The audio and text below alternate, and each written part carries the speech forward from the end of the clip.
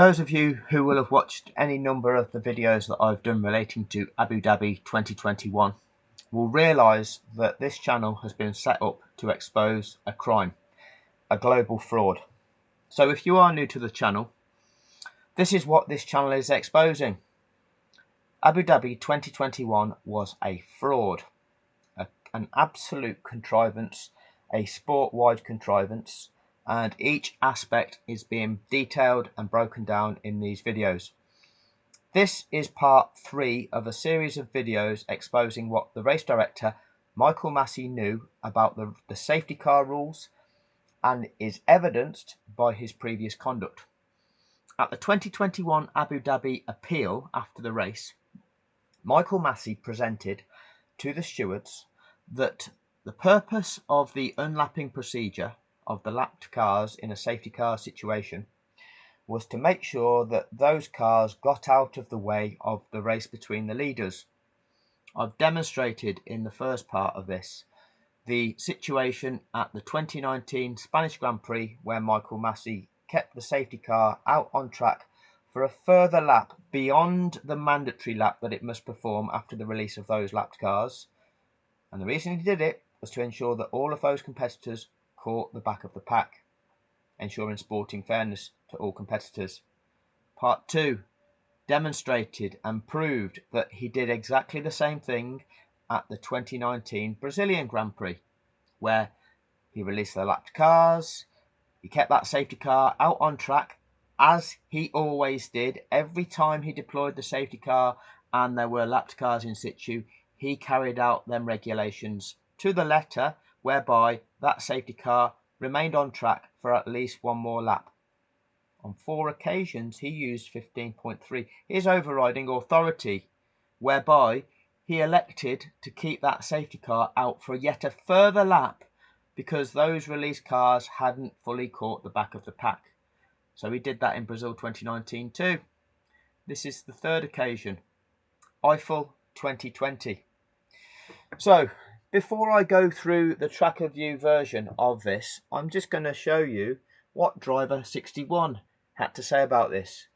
The presented YouTube expert of motor racing and Formula 1. So here he is with his 1.25 million subscribers that he's able to, let's use the word, educate the global fan base of F1 with his valuable insight. 712,000 views, and this is what he has to say when he is trying to explain, validate about the 2021 Abu Dhabi Grand Prix. Did Formula 1 break their own rules? He asked the question rather than has the ability to tell you that categorically, yes, they did. But since the race, people have dug up previous incidents. At the Eiffel Grand Prix in 2020, the one that Hulkenberg super subbed in, yep, that one, Michael Masi directly said there's a requirement in the sporting regulations to waive all lapped cars passed. And that's why the safety car period was a bit longer than we would have normally expected. We'll see now exactly what Michael Masi did, because not only did he waive all lapped cars passed, not only did he ensure that that safety car performed the mandatory lap where it has to remain on track for a further lap after those lapped cars have been released, he kept it out for yet a further lap beyond that, and we're going to see that as proof. The 3rd time in Michael Masi's tenure as race director, Michael Masi did this. Well, that's a pattern. That's repetitive conduct. That shows you that he's doing this for a purpose. That purpose being affording sporting fairness to all competitors in this event. And it looks like a clear-cut contradiction. And really, that tells a story. Yes, it tells a story that the man is lying. The man is lying to validate what was done in fixing Abu Dhabi 2021. Driver 61 can't tell you that. Driver 61 tells you this. It seems that these things are up for interpretation. And they're not up for interpretation. The notion of something like that being up for interpretation is lawyer speak. What is lawyer speak? Well, That is somebody seeking to create an argument to absolve a guilty party of consequence for wrongdoing. That's all it is. There are things in life where there is a clear right and a clear wrong. And those who seek to construct an argument to validate wrongdoing are filthy. You get lawyers that are willing to do that, seeking to try to defend the indefensible. And this man here is doing just that. And that shouldn't be the case. Absolutely right, it shouldn't be the case. So why are you saying it like this? They need clearing up and wording better so that officials can make quick calls that are backed by regulations. So they are. The regulations were fine, but you're presenting that there's a problem with the regulations. It's all up for debate. It's all confusing. Nobody really understands it. No, we really do. And not only do we, Michael Masi did as well. We're going to go through that race now. We're going to go through that safety car period, and we're going to show you exactly what Michael Masi knew. This is the third time that I can show you what Michael Masi knew. This is the third event that he's demonstrated that he knew this. Now, because I can't play you the footage from the Grand Prix through, because it will get blocked on copyright, I have to do it this way. This incident was caused by Lando Norris having an engine failure, and he pulled off the track at turn 6 at the Eiffel Grand Prix in 2020. What he did was, there's this little service track on the outside of the gravel track on the outside of turn 6. He's pulled his car off the track along the service track and stopped it by this opening in the tyre wall right next to a crane, where that crane can just pretty much extend that lifting arm, hook up that car, lift it up and over the tyres and reverse back. Job done. That whole removal of that car can be done in under 2 minutes. There's no debris on track. There is no marshals needing to be on track. He's the other side of the gravel track. So yes, there's a danger of a car losing control, skidding across the gravel and careering into Lando Norris's car. So yes, we have to slow the cars down and ensure safety. But realistically, if you compare the clear-up operation of this with what took place at Abu Dhabi, we had a car that crashed on the track. The car then caught fire. There was a lot of debris on the track. There were barriers that got collided into when Nicholas Latifi hit them, so they needed checking to make sure that they weren't damaged and weren't then compromised in terms of being able to perform their role should they need to perform that role again. That kind of clear-up operation in Abu Dhabi takes time to sort out. You need men on the track, marshals on the track to sweep it up.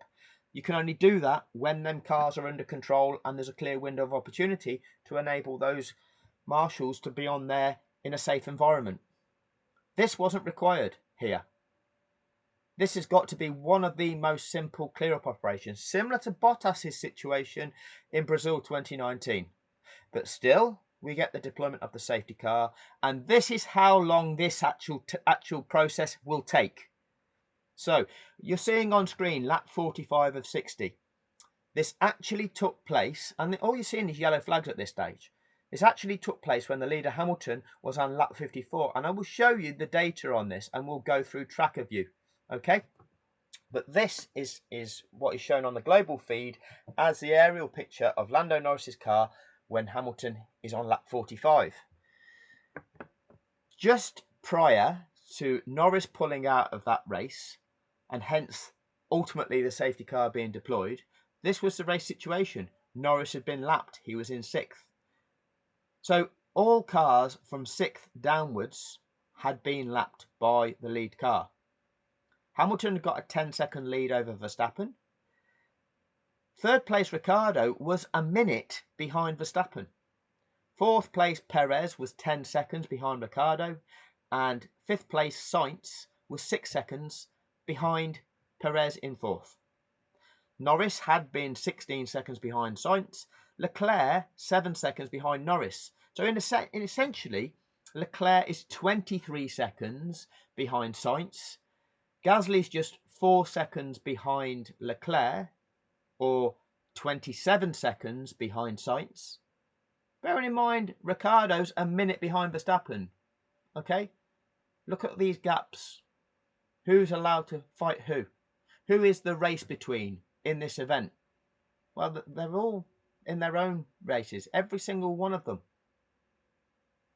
Who do you pick out as those that are allowed to race? Where do you draw the line? Well, you don't. You apply sporting fairness to all competitors. This was lap 44. You will see when I go through this on tracker view, Lando Norris will be pulling over. You will see Lewis Hamilton, his location on his lap 44.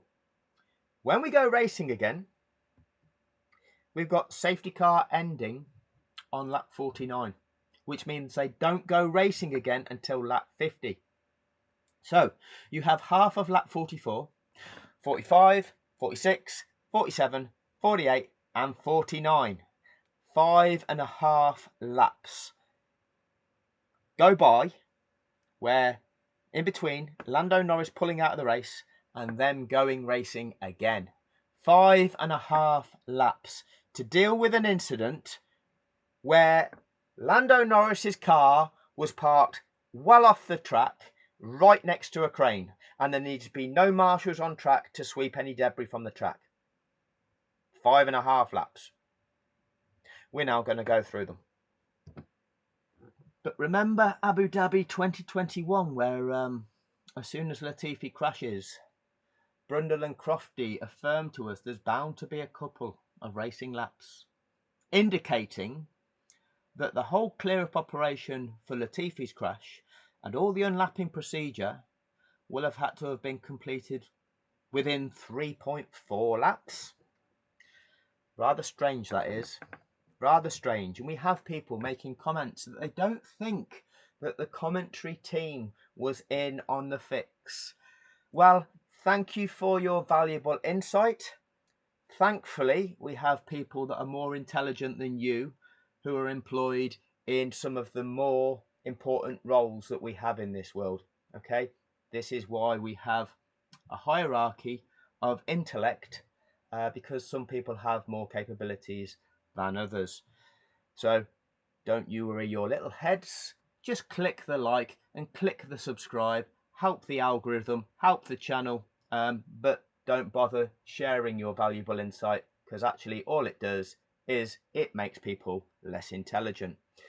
Anyway, we're going to go through these laps of the Eiffel 2020 Grand Prix. So let's go. Norris is a dot here. On his way down to turn 5, you're going to see it significantly slowing. Hamilton is on the way to turn 7, the race leader at that stage. Verstappen is second, currently on the way to turn 6. Here we go.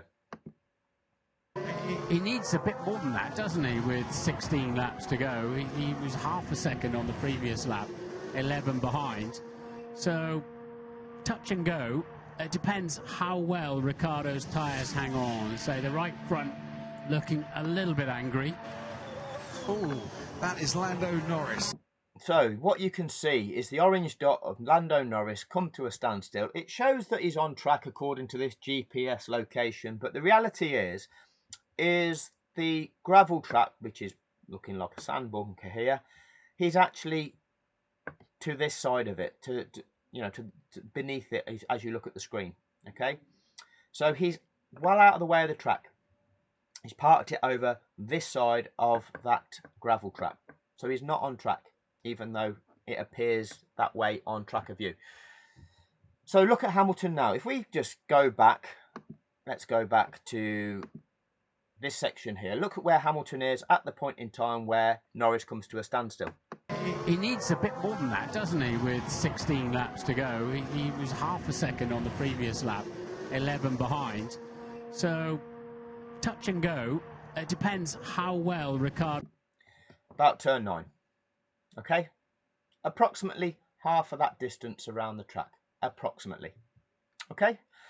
Norris is out. That's going to cause yellow flags initially, and then they'll decide how they want to deal with it. Can we deal with this just with yellow flags? Well, potentially Yeah, you could.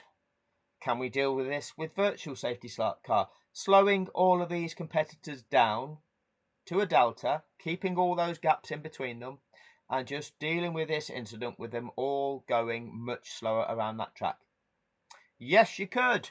You don't need marshals on the track. You don't need a crane on the track. This is well away from the track. Can you deal with this with virtual safety car? Of course you could. Did they? No. Michael Masi wanted to spice things up by deploying the safety car. Here we go. Those tyres hang on. So the right front looking a little bit angry. Oh, that is Lando Norris, who we have heard a lot on the radio this afternoon, going through many issues with the power unit and the sensor, and that is Lando Norris out of this race, pulling over and parking up. What are they going to do to get that out of the way easily? Will that require a safety car? It might require a virtual safety car in the way that we had when George Russell stopped a little bit earlier. He's parked up right by a tractor there. You could see it in the background, so he's found a very good place to stop. But it's massive disappointment there for Lando Norris. He was having a great old battle, and as a result of that, they're getting ready in the garages here, because this could be pit stop time. The yellow flags are waving where Lando Norris has stopped on the outside of turn 6. No indication yet that we're going to get a virtual safety car. Yeah, they seem to be getting ready for that. That's a really difficult car to move, sort of wedged up. So they've got... It's not really, is it, Brock Brundle? It's not a really difficult car to move, sort of wedged up. We all saw the picture. In fact, shall we have a look? There it is, Martin. Not that difficult. You see this thing here, this red orange thing. That's a crane. That's got this big lifting arm on it. That will have a big strap. You strap this to the this structure by the airbox, the engine intake airbox. You strap it to there. You use the controls to lift this arm up. The car gets lifted into the sky, and you reverse back a bit, and then the car's behind the tyres. There you go, chicken. It's not that hard, okay? It's not that hard. But we're going to carry on. That's not going to be the last of Brundle's bullshit, so let's carry on. Put men out on the track so they can cover it under double wave yellows. We don't need to put men out on the track, Brundle. The bodywork there is trying to catch fire. They might just need to do something about that. As Lando finds the deck chair formerly owned by Fernando. Oh dear. That's a real shame. Back-to-back pointless races for Lando Norris, and this was the end today. Anti-stall kicked in, and the safety car has been deployed. Okay, safety car has been deployed. Now, it is true that Lando Norris's car was appearing to be smouldering. There was some serious heat being generated from whatever failed there. So what do? Just deploy a fire extinguisher. Cool it down. Put out any fire. Not a problem. Is it a problem in that you get all fire extinguisher dust on track? No, you're not on track. You're well off the track. It's not really a problem at all. It's not really going to prolong the operation. So, not really a factor in the same way it was at Abu Dhabi 2021. Full safety car. The full safety car, which at the moment, Lewis Hamilton coming around turn 11 as our race leader. Max Verstappen making his way up to turn 10. Daniel Ricciardo's come straight into the pits with the safety car being deployed. I would imagine there'll be a few others joining this one in the pits. Ted Kravitz. This is a bit of a gift for Daniel Ricciardo for Renault, although they're slow getting the tyres on, but eventually they get to do it. Let's see how it goes out. Well, Ted, you can see from the roof, Checo's going down. Did you notice? You got full safety car, and then F1 TV, the constructors of the show, immediately cut to something they had queued up there. What are the drivers going for? Beep sake. Expressing their displeasure at the fact a safety car was deployed. Start learning what is being done to all of us. F1 TV, they create the footage. That wasn't live. They selected that driver message to play to us. Oh, and it's going to be full safety car. Do-do-do, for fuck's beep. Yeah, sorry, I think I said the wrong word there. But they put the beep in. So there's clearly a lag so that they know that there's a swear word that they've got to cover up. But they selected that message. Why did they do that? It's all building the narrative. It's all about how it makes you feel. It's all about what information that they want to feed you. It's a contrivance. The main straight at the moment, he has stayed out, didn't need to pit. No, but then he's got Daniel Ricciardo right behind him on a brand new, fresh set of tyres. Carlos Sainz pits as well, and so does Lewis Hamilton. And Red Bull are out for Max Verstappen as well. So it looks like the Hamilton-Verstappen will stay as it is. Hamilton leading Verstappen. That's a clean stop. Nothing wrong with Hamilton's stop. And then it's Verstappen in now as well. So that's changed the face of the whole Ricciardo final place for the podium fight, hasn't it? Let's have a look at the Verstappen stop. Yeah, soft tyres, a little bit slow by Red Bull's high standards, but not so bad. But what this has done is it's given Racing Point track position with Sergio Perez, and it's given Daniel Ricciardo fresh new tyres right behind him once we get going again. So they've swapped around. That podium battle could yet come alive, and it's also completely wiped out the gap that Lewis Hamilton had, Martin Brundle, with Max Verstappen, which was around about 11 seconds. Yeah, it's really changed the face of the race. It's the Racing Point have rolled the dice with Perez because a safety car situation changing the face of the race. You know, none of us knew that, did we? You know, you would never think that you could use a safety car to change the face of a race, would you? Of course, they'll all end up stacked up behind the safety car. Perez won't only just be under pressure from Ricciardo, it'll be Sainz and others too, with his tyres that have now done 16 laps if they get a fresh set of tyres on them. Hulkenberg pitted again, comes out in 9th place. I think Gasly also came into the pits. And there you can see Bernd Mailander in the safety car picking up our race leader. It shouldn't be too long, a safety car, but this is just to clear away the McLaren of Lando Norris and the outside of turn 6, and to do it as safely as possible. So Perez will pit now. He's got enough time. Just to do that, was it, Crotty? That couldn't have been done under double wave yellows, or couldn't have been done under virtual safety car. No, it had to be a safety car that re-energises the race, doesn't it? That 12-second advantage or 11-second advantage that Hamilton had, we'll have to wipe that out to re-energise the race. It'll put him back behind Ricciardo, but it'll keep him still. So, that puts him back in. They've got to be careful, though, that the safety car, of course, is not a virtual safety car, so the safety car's got to complete the lap. So Perez will now pit, goes behind Ricciardo, and equally fresh tyres then. So I wonder if they'll bring the safety car in right at the end of this lap with that car out of the way. Martin Brundle, I wonder if they'll bring the safety car in right at the end of this lap with that car now out of the way. This is the sport's supposed expert. Now, Martin, why are you lying? Why are you lying to a global audience to hype up the crowd? Let's keep everybody on the edge of their seats. No. How about you educate the fans of Formula One with what the rules are and what needs to happen? You are filthy. You are lying to kids. You want to attract kids to watch this show, and yet you're lying to them. That's an abuse. You're an abuser, Martin Brundle. Now, let me prove something to you. Brundle, I wonder if they'll bring the safety car in now at the end of this lap, now that that car's out of the way. No, Martin. Safety car regulations, Article 48 in the 2021 sporting regulations. You can't pick and choose them. They tell you what you need to do, what sequence of events need to take place once you've selected the safety car to deploy it to deal with a safety concern. 48.10, except under 48.12 below, The safety car shall be used at least until the leader is behind it and all remaining cars are lined up behind him. And what did you say, Martin Brundle? You said, oops, I don't know what's going on there.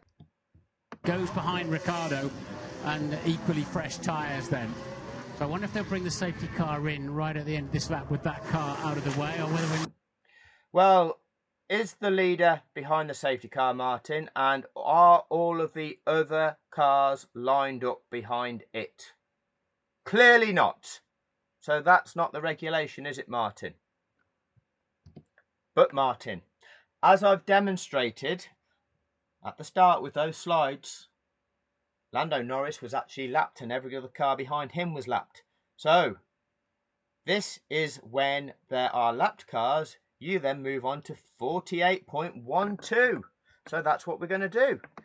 If the clerk of the course considers it safe to do so, and the message lapped cars may now overtake has been sent to all competitors via the official messaging system, any cars that have been lapped by the leader will be required to pass the cars on the lead lap and the safety car.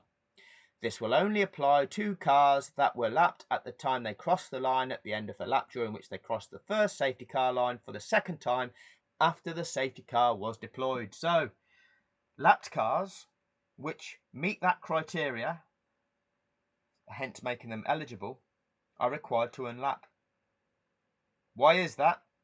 Well, the last car that wasn't lapped was only just up the road from the last car that was lapped, from the first car that was lapped. And let's just demonstrate that. This is the point in time that Lando Norris was pulling out of the race. Carlos Sainz, he was 6 seconds behind Perez. However, Norris was 16 seconds behind Sainz. Norris had been lapped, Sainz wasn't, meaning that the leader Hamilton he'd passed Norris, but he hadn't yet caught Sainz. You can't now say, all right, well, Norris is out of the race. Leclerc was just a further 7 seconds back, meaning that Leclerc is approximately 23 seconds behind Sainz. Leclerc would have had to wait behind Hamilton if there's nobody pitting, okay? While Sainz disappears off around the track and joins the back of the pack, joins the end of the safety car snake. Now, effectively being a lap ahead of Charles Leclerc. Charles Leclerc, his race is now over. He cannot finish any higher than, well, he's now in 6th because of Norris's retirement. Charles Leclerc, with Sainz having disappeared off around the track, in those remaining 10 laps, is not going to be able to catch a lap up and then try to overtake Sainz. But what you've allowed to happen is Max Verstappen, 10.5 seconds behind Hamilton. You've allowed him to get back on the back of Hamilton, just half a second behind. You've allowed Daniel Ricciardo, who's a minute behind Verstappen, to get right on the back of Verstappen. So you've allowed some drivers to catch up so they're only half a second behind. You can't leave other drivers a lap behind. And so let's check this one out. At the point in time the safety car is ending, look at the intervals between those cars. Approximately half a second separates each and every one of those competitors. Sporting fairness is restored to all competitors. Once you use a safety car to intervene in a race, it wipes out all previously built up advantages. They're all nullified. The race is reset to a scratch position. They're all in a line. Look at this bar at the bottom. You see these cars lined up. They're all fully bunched, nose to tail. It's like a restart from scratch again. That's what the introduction of a safety car does to a race. Scraps all that has gone before it. You know, less the overtakes. But all them built-up advantages get wiped out for everyone. That's what happens. Anyway, back. Don't know if that cut off before I finished saying it, but I said back to Brundle's lies. Have to get another lap. Then they might let the lap runners through, which is pretty much everybody, isn't it? Apart from the... They might let the lap runners through. Did any of those regulations that I just read out say might? Did any of those regulations say optional regulations, or did they say required? Required is what they said, Martin. Top 5. Well, that's what they always do, is to let the lap runners... Well, if they always do it, is that because they always choose that option, or they always do it because it's a requirement? Oh, they always do it is because it's a requirement.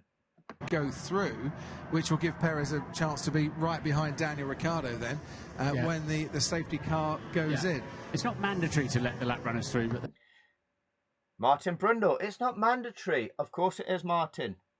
Can we just go through that again and look at the part which says not mandatory, Martin? 48.12, if the clerk of the course considers it safe to do so. So, firstly, the parameter is safety. The track has to be safe. You have deployed a safety car to deal with a safety incident. You can't withdraw the safety car if it hasn't been made safe. That's the reason you've put it out there, to make it safe. So you've got to make it safe first and foremost. So if it's now safe, and you've got to make sure that all competitors get this message, because you can't do this procedure until you make the competitors aware that this procedure is taking place. Not only do the cars that are going to unlap need to know that they're being told to unlap, the cars on the lead lap need to understand that this unlapping procedure is now happening, and therefore you must remain on the racing line, not weaving around to try and keep them temperature in the tyres, as we're told. Stay on the racing line. These cars are now allowed to unlap. So you have to inform the competitors that now this is the procedure we're going to carry out. It's now been declared safe. We are now carrying out this procedure. Hence the requirement for this message, lapped cars may now overtake, has been sent to all competitors via the official messaging system. Any cars that have been lapped by the leader will be required to pass the cars on the lead lap and the safety car. Where, Martin Brundle, does it say optional? Where, Martin Brundle, does it say not mandatory? Optional. It doesn't, does it? It stipulates which cars will qualify, what criteria you have to meet, but it's not an optional process. It further goes to say that having overtaken the lead cars, then those cars should proceed around the track at an appropriate speed without overtaking, and make every effort to take up position at the back of the line of cars behind the safety car. It's not just getting them out of the way whilst they are overtaking, and in order to ensure this may be carried out safely, the cars on the lead lap must always stay on the racing line unless deviating from it is unavoidable, unless the clerk of the course considers the presence of the safety car is still necessary. Once the last lapped car has passed the leader, the safety car will return to the pits at the end of the following lap. If the clerk of the course considers track conditions are unsuitable for overtaking, the message "overtaking will not be permitted" will be sent to all competitors via the official messaging system. Martin Brundle, do you believe that that part there, "overtaking will not be permitted," means you don't have to carry out the unlapping procedure? Do you think, Martin Brundle, if a message is given, "overtaking will not be permitted," means you can race? You can't race if you're not allowed to overtake, Martin. That's not a race, is it? That's follow the leader. That's follow the car in front without overtaking, because overtaking will not be permitted. That's not racing, is it? So what is that? That is continuing to lap with one car behind the other, because we've not dealt with the safety incident. The clerk of the course has considered that track conditions are unsuitable for overtaking. Hence, it's not safe to race. It's all dictated by safety. As soon as it's made safe, you carry out this procedure to restore sporting fairness to all competitors before racing can resume. And yet, every time we get Brundle and Crofty lying to the world, lying to the fans that they seek to attract, abusing the fans. So, back with the abuse. They tend to do that, as you say. It's an option. Need to tell the safety car to speed up. Copy, Lewis. I think this is going to take a while to get cars to bunch. So is the safety car just decreasing its speed a bit to help the pack close together, because obviously you don't want drivers going fast. Catch up. What you want is a pace that they can all maintain and catch up eventually, because they can go a little bit faster than the ones directly stuck behind the safety car at the moment. Yeah, as this lot come across the line, Perez and Sainz are only down at the bottom of the hill in turn 7 of 15. So it will take a while for them to get it, and they can't just stick their foot down. They've got to come past any incident at reasonable speed. You can't just pin it and go. Yeah, I mean, they can when it gets cleared away, which it was looking like it was very much in the process of being cleared away. It's unsafe for him to go this slow for us guys with these tyres. Okay, copy. We'll feed that back. What Hamilton's worried about is losing temperature in those tyres, and when we get racing again, them being too cold, and the prospect of locking up going into the first corner. And they weren't new tyres, because neither him nor Verstappen had new tyres available after qualifying. Lewis is sort of doing the equivalent of somebody on the motorway asking you to, pulling up alongside and asking you to go a little bit faster in the fast lane.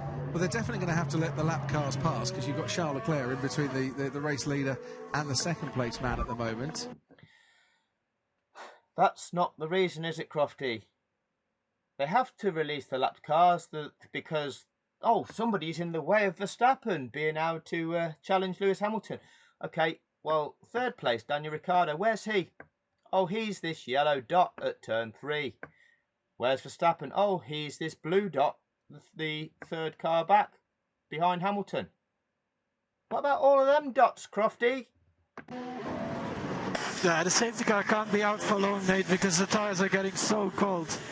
Yeah, copy. Similar comments from Hamilton as well. But I think, just looking at where the cars are positioned, so Hamilton and Verstappen coming through turn 8 at the moment. Ricciardo, who's in third place, is going through turn 5. And there's a lot of lapped cars, obviously, in between them. So this could actually take quite a while. Yeah, they don't have to let the lap cars get all the, well, I hope they don't, all the way. Yeah, now the lap cars can overtake, but they don't have to let them go a complete lap and catch up the crocodile again. Just get... Martin, let me talk you through this again. Any cars that have been lapped by the leader will be required to pass the cars on the lead lap and the safety car. Okay, it'll go through the qualifying criteria. Having overtaken the cars on the lead lap and the safety car, these cars should then proceed around the track at an appropriate speed without overtaking and make every effort to take up position at the back of the line of cars behind the safety car. So they are to make every effort to catch the back of the pack. It doesn't say that they have to catch the back of the pack, but they are to make every effort to do so. That is the desired outcome. So, once the last lapped car has passed the leader, the safety car will return to the pits at the end of the following lap. So what that means is that safety car staying on track for that further lap is that time afforded to those released cars to try and achieve that desired outcome. If the race director does not see that outcome has been achieved, he has his discretion. 15.3, he has that discretion to keep that safety car out on track until he has seen that condition achieved. Let's see what Michael Masi does. So we're now seeing the release of the lapped cars. Let's see what happens. Out of the If way. they're halfway around the lap, it'll do just fine. Just get out of the way. This is ludicrous. Just thinking you need to move and get out of the way. It's not about that, Crofty. It's not about that. Don't be an abuser. But then do they let Ricciardo as third place man, catch up to the back of Verstappen? He will anyway. Before the safety car goes in. Yeah. Perez and Sainz still haven't caught up with Ricciardo though. But another advantage you get if you're catching the pack and then they release the safety car, like Perez for example on new tyres, and you've been going at a faster pace. Wow, will you have an advantage on the restart? Tyres are that much warmer. Yeah, it'll be so much warmer and therefore up to pressure. So look at the tracker view. The white dot of Daniel Kvyat, the last remaining runner in 15th position, has just made it past the leader Lewis Hamilton. There's the checkered flag on the track. That is the start-finish line. So he has passed the leader. This lap that you're now going to see unfold is that mandatory safety car lap. So the safety car, in accordance with the regulations, should be returning to the pits at the end of this lap. Let's see what Michael Masi, the race director, chooses to do. Perez almost wants to pace himself a little bit to get to the back of Ricciardo. So a good decision. So Perez coming in and then conceding that track position once more. Not a bad idea in terms of his fight with Daniel Ricciardo, who is now right up to Max Verstappen, as you can see in your picture. Yes, because there was a lovely gap appeared behind Perez on the second lap after the safety car was deployed that enabled them to pull him in without any risk. So Ted, down to you. Tell you someone who hasn't passed beneath me here on the pit building is Romain Grosjean. That's because in the Haas he's on the hard tyre and it's not quick but it is durable and they think it can make certainly the end of the race, and it's earned him P7 at the moment, but with Pierre Gasly, Nico Hülkenberg behind him, which are quicker cars. And I've got an update on his finger. Oh good, because he has been driving through the pain barrier. Yes, exactly, he's been driving through the pain barrier and hasn't been on the radio again, so Haas tell me to update them or grouse about it. So he's being brave, Roman there, and if it is causing him some pain, he's not complaining about it anymore. He's having quite a race, and to finish in the points for what would be the first time since he last raced in Germany. Hockenheim last season was the last time Romain Grosjean scored any points. Well, what a great afternoon that would be. Now the track is now clear where Lando Norris parked up. They can bring the safety car in this lap because the pack are far enough out of the way now. Thanks for your valuable insight, Martin. The pack are far enough out of the way now. Is that what it says in the regulations, Martin? Does the regulations of the sporting regulations, Formula 1, say once the pack are far enough out of the way, or does it say that they should make every effort to catch the back of the pack? The safety car can't stay out another lap, mate. The tyres are way too cold. Max, you stick to driving. You leave the thinking to others, please, Max. The others have much more benefit than... Well, we're talking about those that are catching the pack up, which has now happened with Perez and Sainz, have got much more temperature because they've been travelling more quickly than the safety car. So you can see all the back markers there. They can definitely come in this lap, the safety car. We don't need them to catch all the way back up again to the crocodile. Michael Masi is the man who makes the call. He is the FIA's race director. Michael Masi is the man who makes the call. Sitting alongside Masi are approximately 10 other people sitting there in FIA race control. They're with him at every race. You'd think that they all know the rules too.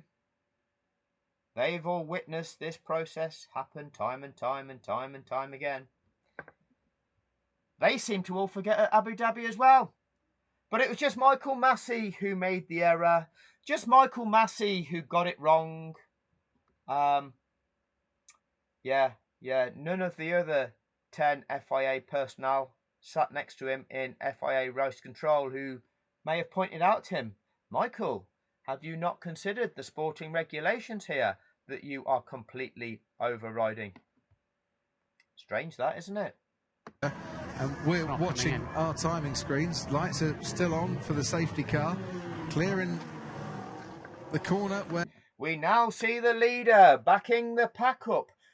The safety car will be returning to the pits. And any second now, the leader is going to bolt. And this race will be back underway. Although there'll be no overtaking before they cross the start-finish line. Is that what we're about to see? Because we've just seen that mandatory safety car lap. It's written in the regulations. Once the last lapped car, Daniel Kvyat there, the white dot, has passed the leader, the safety car will return to the pits at the end of the following lap. Well, that's now then, isn't it? That's now. Why is it not doing it? Well, it's not doing it is because the race director, Michael Masi, sat up there in race control with 10 other FIA personnel sat round him in FIA race control, have used 15.3. They've applied sporting fairness to every competitor. They've realised that from being approximately 23 seconds behind Carlos Sainz, Charles Leclerc is now disadvantaged. You can't allow Verstappen to fully catch Hamilton, Ricciardo to catch that minute on Verstappen, whilst at the same time causing Leclerc to be further behind Sainz than he ever was before Lando Norris pulled out of this race. Hence the regulations. Hence sporting fairness. Hence this is where that discretion actually kicks in.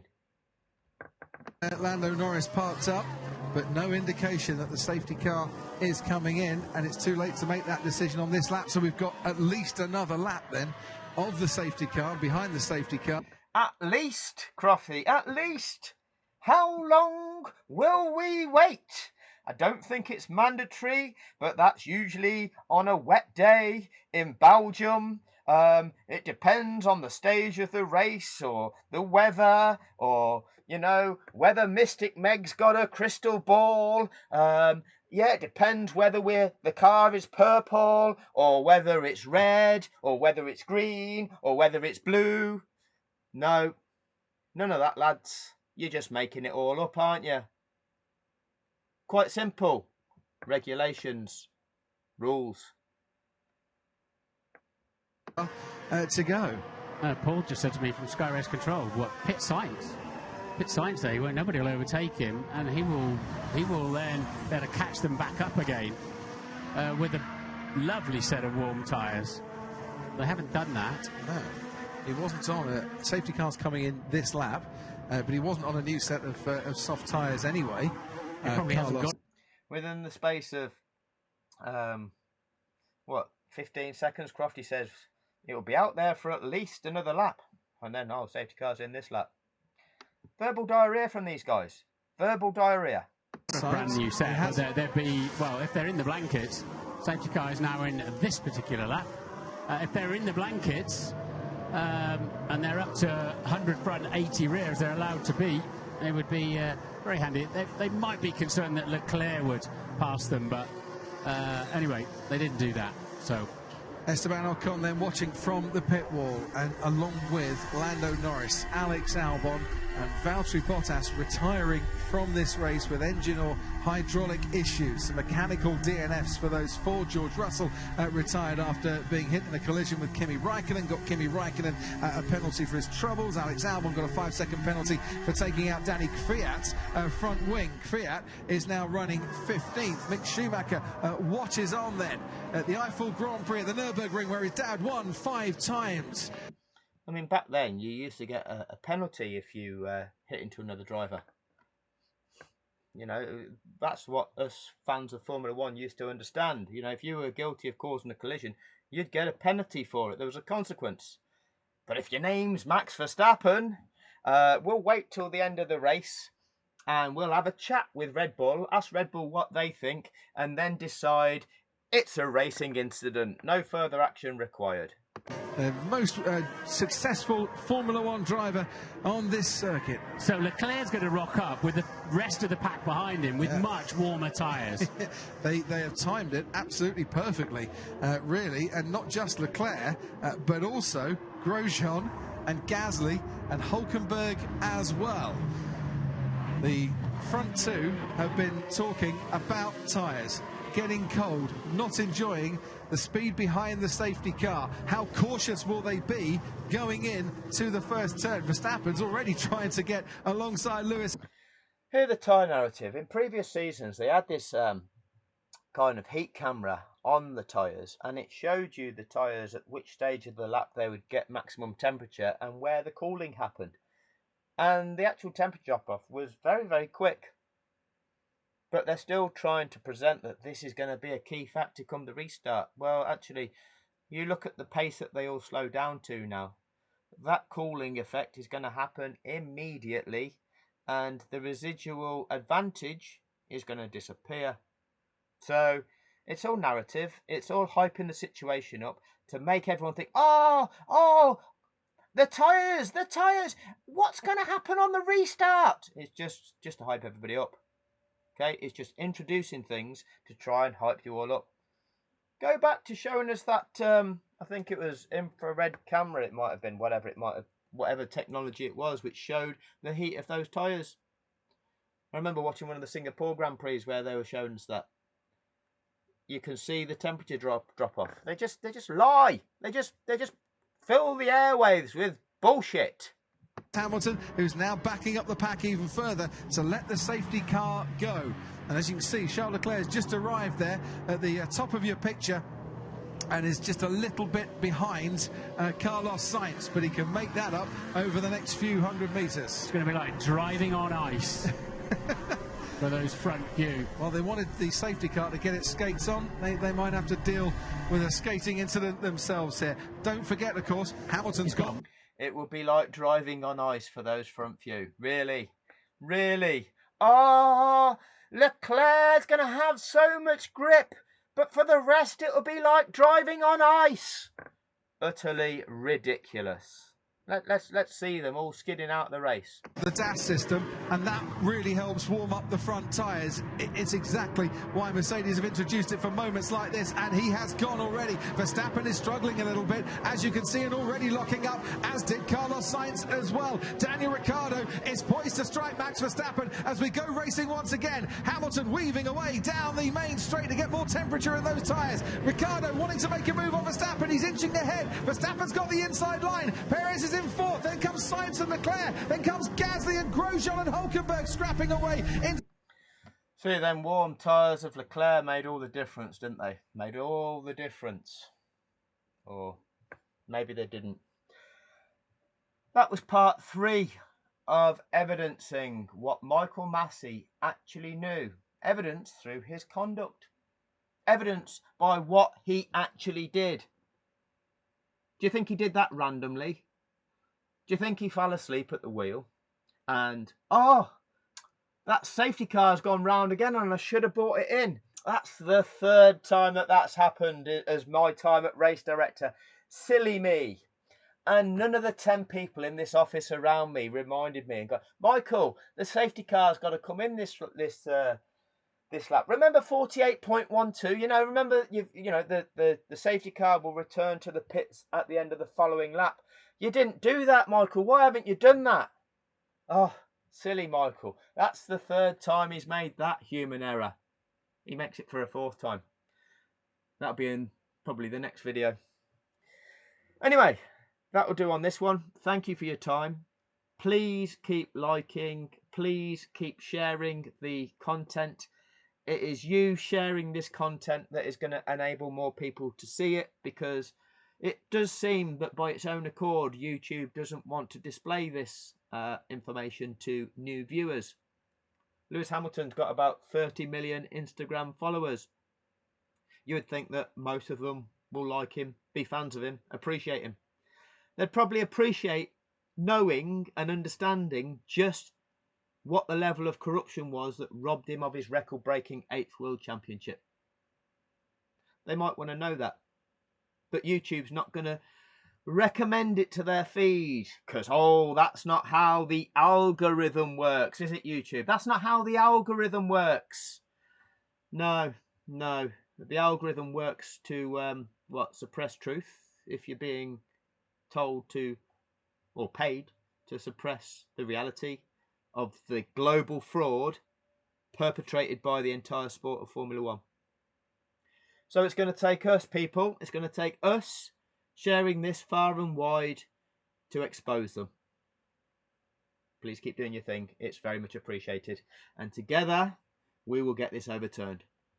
Thank you for your time.